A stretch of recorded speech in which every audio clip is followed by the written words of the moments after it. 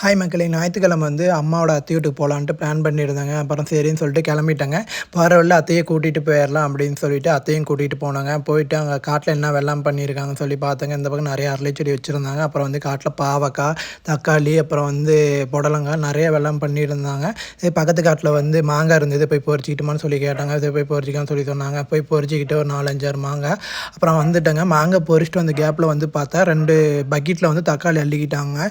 கூட்டிகிட்டு வந்தது ஒரு குத்தமா அப்படின்ற ஒரு நினப்பு வந்துருச்சுங்க. சும்மா கிடைக்குதுன்ட்டு தக்காளி ஒரு குண்டா, அப்புறம் சரி பக்கத்து காட்டில் வந்து இன்னொரு இதுங்க என்னென்னா பாவக்காய், புடலங்காய் போட்டிருந்தாங்க எங்கள் அம்மாவோட அத்தை வீட்டு காட்டில். சரி அதையே விடு வேணாம், அதையும் அள்ளி போடலான்ட்டு துண்டை விரித்து போட்டு புடலங்காய் அள்ளி போட்டாங்க. அப்புறம் பாவக்காயும் ஒரு கவரில் பொறுக்கிட்டு இருந்தாங்க.